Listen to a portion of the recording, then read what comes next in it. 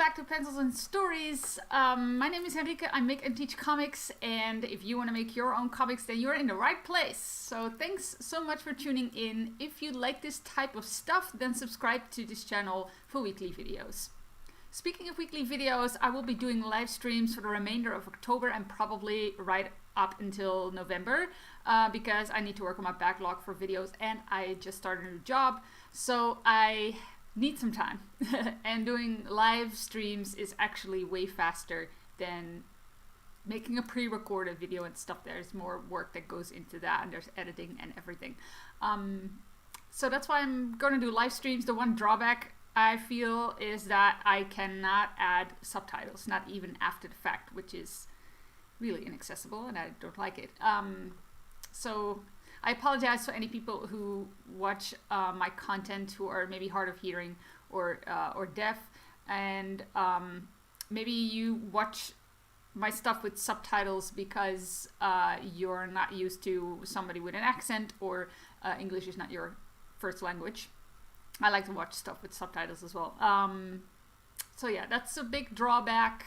So I will hopefully go back to pre-recorded videos in December so I can fix all of that stuff. And I will keep pestering YouTube for maybe to just let me add them after the fact. Well, anyway. Yeah, today I wanted to talk about a webcomic tip, like one of the biggest tips I can give you for when you're starting out, because this is something that I needed to learn when I wanted to start making comics for real. There came a time where, because I've been making comics for like a long while, ever since I could write, basically, I've been making comics in some form or another. And there came a point where I was heavily reading webcomics and I had like a ton of comics here at home on my shelf, and I just wanted to make a professional comic like that. Like I've done a lot of like one-shot comics that were made with wobbly panel lines on paper, and I decided, no, I want to make a professional comic. I had just learned digital art and I'm going to do it digitally on a computer, and I'm going to make a professional comic, and I want to have my own webcomic. That's all nice.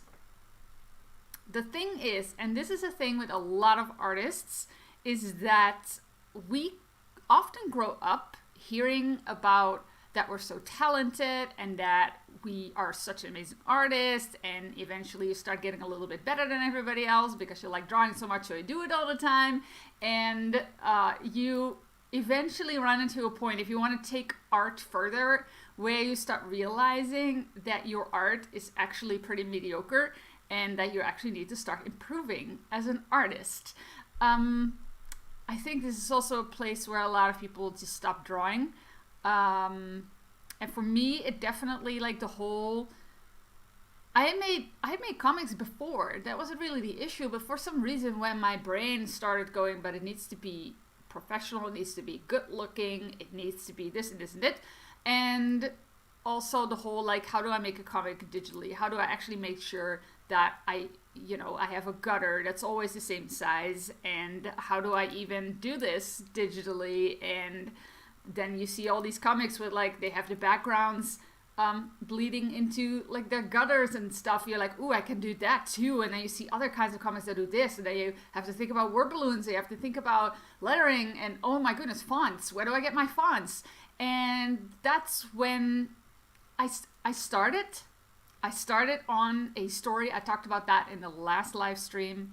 I started doing a longer comic that was supposed to be an adventure comic as well. It wasn't Recollection City, but another one. And I came to a few pages. I think it was like 10, maybe 12 pages even. I cannot remember. But it just was so hard. It was really, really hard.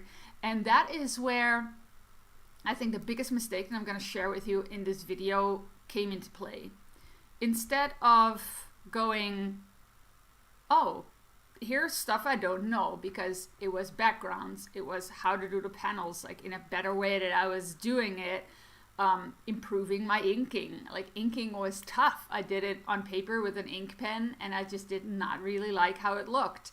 But especially like things like perspective and backgrounds and stuff, that all really, really intimidated me. And slowly I started to become so intimidated and so kind of disillusioned, I think, too, with what I could do. Like, I really, really ran into my limits, which is like logical. Like, if you start a very large comic in a medium that you're not really used to working in and everything, you start going outside your comfort zone, and that is always awkward and that is always uncomfortable. The problem is, and that's the biggest mistake I made, was not having a mindset yet of, okay, I have an issue. Let's first figure out what the issue is exactly, and then let's fix it. Because what I did was I started to go into, oh, apparently I cannot do this kind of thing. And, oh, I cannot draw background, so now I cannot make my comic. So, I think when you're a child and you're still drawing for fun, you just do whatever you want. So you don't draw the hard stuff. You don't start drawing perspective. You don't start drawing the backgrounds if you don't like them. Like, I love to draw nature stuff, but I did not love to draw rooms and tables and chairs. And I set my comic at the beginning in a classroom, which is like one of the worst things still I find to draw. Like, it's a literal nightmare of only chairs and tables, and that intimidated me. That was hard. And then I moved into a kitchen scene. So now I had to draw a kitchen. You see where I'm going with this? Like, instead of thinking maybe I should start, but that's the thing you run into when you start your comic, but maybe I could have made it easier for myself by starting in other scenes in nature, scenes outside, instead of in the classroom. I could have the main character talk with our classmate, outside, next to the school, when there were more trees and things like that. So there's workarounds for that. But instead of looking to the solutions, I started looking at my own limitations. And I did not, for some reason, start figuring out how to solve these issues. Because when you start your comic, you are going to run into your own limitations. There's no way around that. A comic is an elaborate thing that you need to draw so many different things, and you will run into stuff that you've never drawn before. Like, I set Recollection City in the 19th century. Now I have to do all kinds of research on, clothing and what do houses look like and interiors and all that kind of stuff. And, I have more experience right now in drawing clothing and stuff, but it's still new. And I'm without spoiling, I'm gonna run into a lot of stuff that I've never drawn before, and that's fine now. Back then, that was intimidating. Right now, I'm like, okay, let's figure out what I need to do in order to be able to do that. And that's what I want to talk about. Like, how can you avoid the pitfall that I fell into, like becoming too intimidated and getting stuck in the whole, I cannot do this, and it's like a fixed state I'm in of like, I have a limit and I've now reached it and now I cannot do anything anymore. And instead, how do you go into the mindset I have right now, which is everything can be learned, and I just need to figure out what it is I need to learn and then go learn it. That's also one of the biggest things that got me unstuck out of my art block that lasted for 6 years, by the way. Like, after those 12 pages, I slowly stopped drawing. And then I didn't draw anything anymore. Because I think I just disappointed myself so much. And after, like, in those 6 years, I have done a lot of reading about art. I've done a lot of study about art. I just couldn't do the art physically, which sounds really weird. But I was, like, consuming art theory all the time. I just wasn't drawing. And I think that actually helped me a little bit in changing some of the mindset stuff. But actually, after those 6 years, actually doing a course, getting some much needed knowledge, much needed practice, and just somebody who forces you to do homework, That really helped, and it was a course on composition, and composition was one of those. It's one of those basics that when you know a little bit more about it, it's really helpful, and it can actually give you a great starting point, especially because everything starts with a thumbnail. So that was great.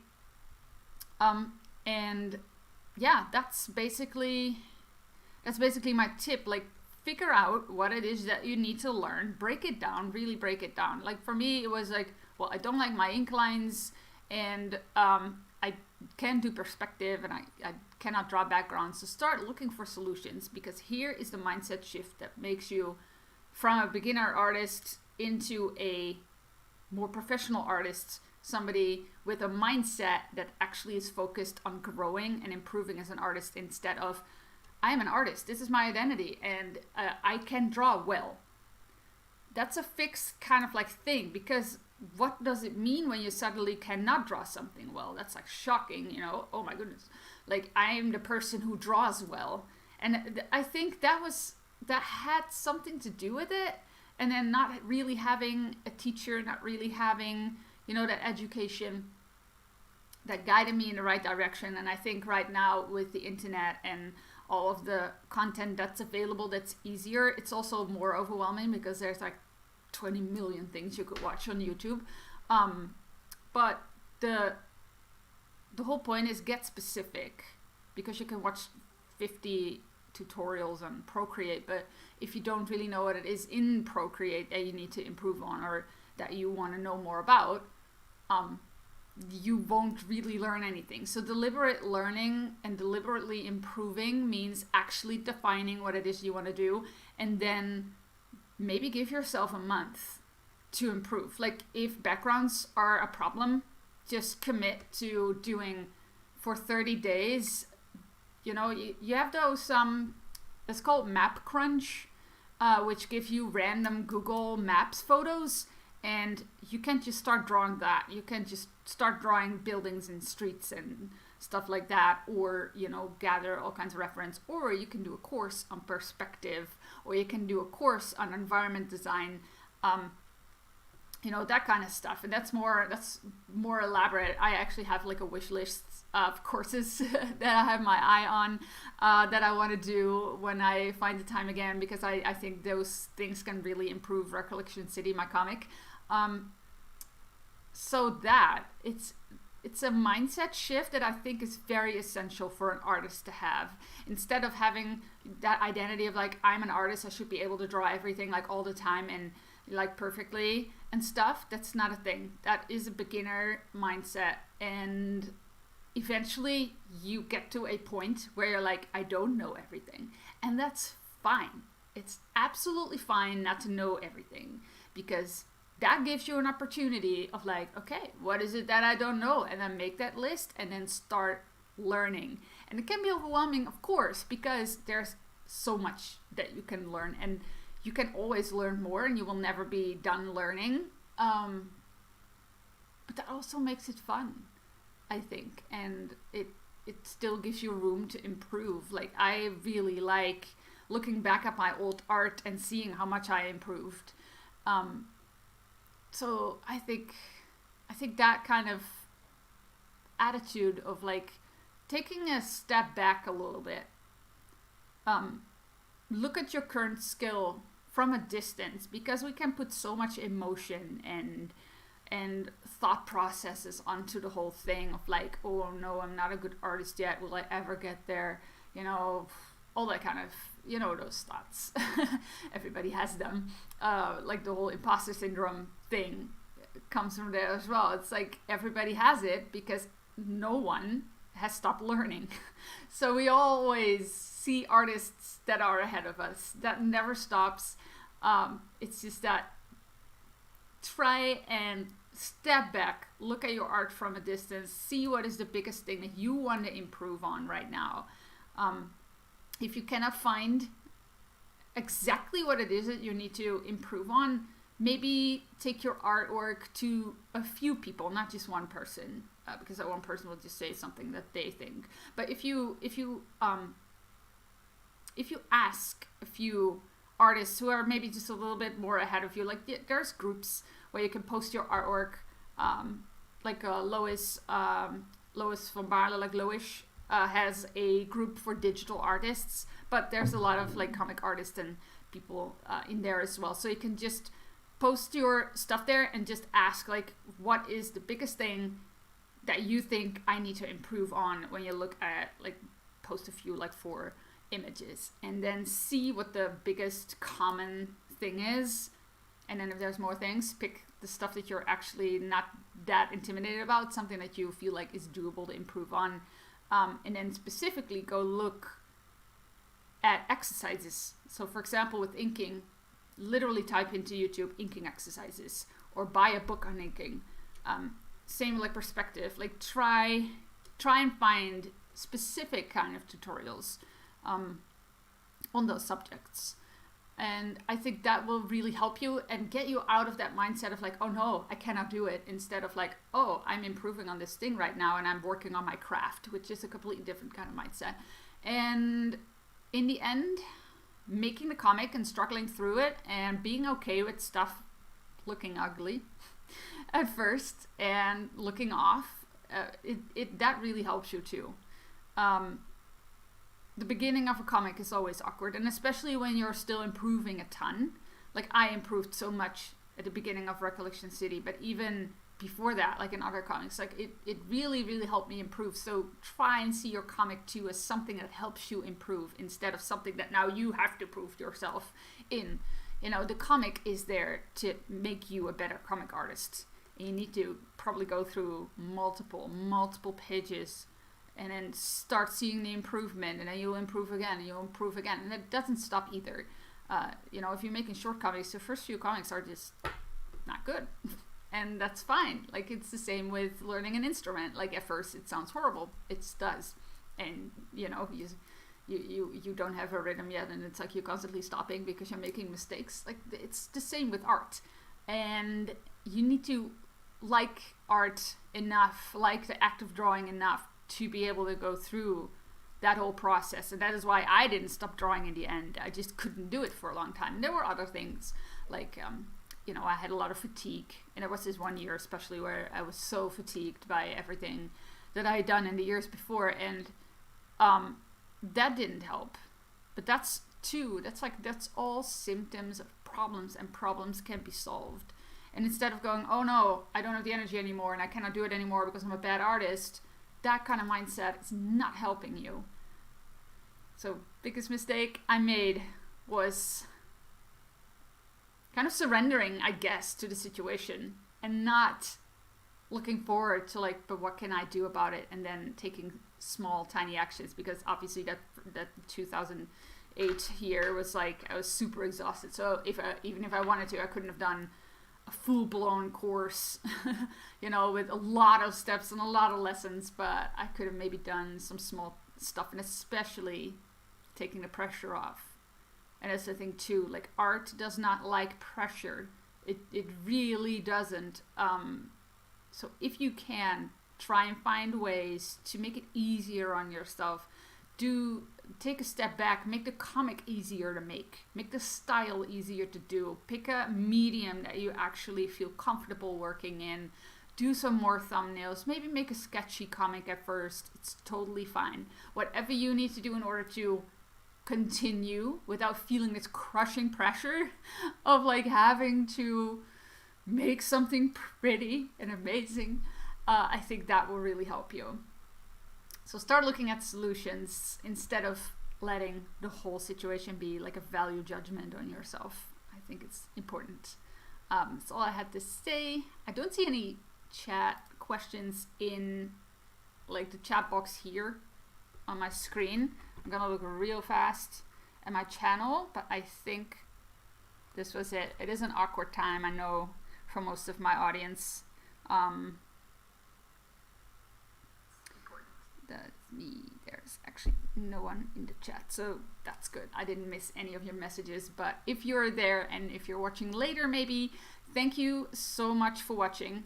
I do want to point out that I do have a checklist for beginning comic artists that if you're intimidated maybe by the entire comic process, and like I mentioned, I was like, but how do I even make a comic?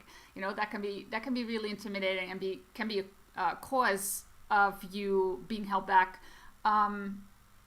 For those people, I want to direct you to my email list, because if you subscribe to my email list, you will not only get a weekly email that has tips on how to start making your comic, but you will also immediately get my checklist for how to start a comic. It's like idea process, story. I go through some of the basics of storytelling, and then I will tell you what to do, what to prepare before you start making your pages, because if you have some stuff prepared, you will be able to make your pages easier and faster. So so that's a good resource I want to direct you to. It's the link's in the description, but you can go to pencilsandstories.com/extra. That's where the sign up form is. The checklist is a small version of my bigger course that is still coming up.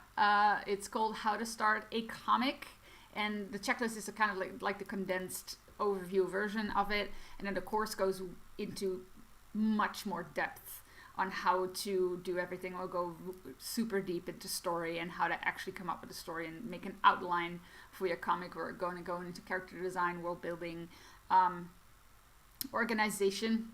That's a big bonus as well. So that is my course. You can put yourself on the notification list if you want to be notified when the course launches on Kickstarter, because it will have a special early bird price. It will never be this cheap again. So if you want to be notified the moment the Kickstarter is live, because that is live for a limited time, for like a month, you can go to howtostartacomic.com. The link for that is also in the description, so you can be notified when the course launches. If you just want to see if it's for you, download the checklist, go to my email list, sign up, and start making comics. That's all I wanted to say. Lastly, like, go and make some comics. Don't let yourself get intimidated, and make it easy for yourself. Keep it simple for yourself. Don't overcomplicate. If you get intimidated, that is a sign that you need to adjust either your workflow, your comic, or just break the tasks down so you don't get too intimidated. If you have any questions, leave them in the comments. Leave the video a like if this was helpful. For now, have a wonderful day.